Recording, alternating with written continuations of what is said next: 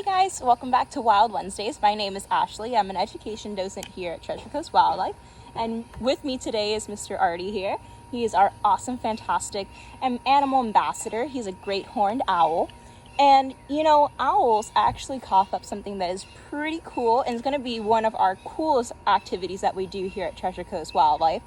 And it's going to be for owl pellet dissection. So owls actually cough up a owl pellet almost every day, if not every other day, and it's going to be of things they can't digest, like fur, feathers, and bones.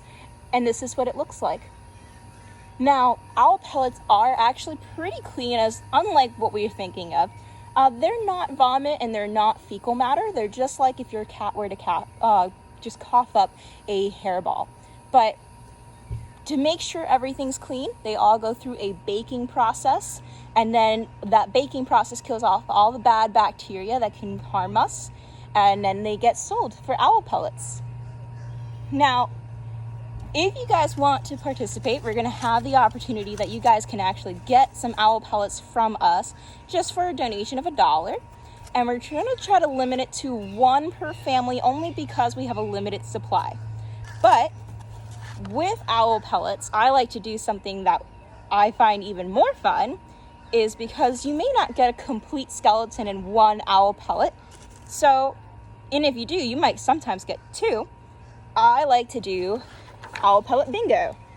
So, I have here a vole diagram of the skeleton of a vole, and I'm going to see if I can successfully create an entire vole.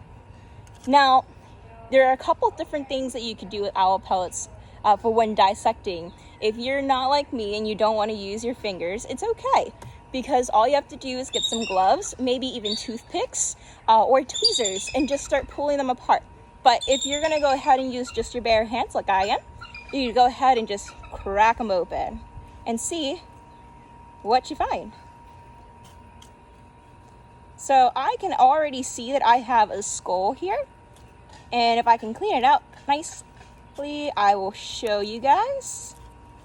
So I always think skulls are the coolest things to find, because sometimes they can tell you exactly how that owl ate it, whether he ate it all in one bite, or what if an owl typically does is that they will break the skull first, and then they will go ahead and swallow the rest of the prey.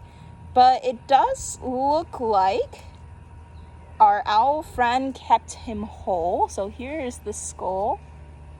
I don't have him cleaned up completely, but you can kind of see this really cool vole skull. And I can even show you where the brain used to be. If you look at the little hole right there, that's where the brain used to be. But all this that's covered right here, this is all just fur.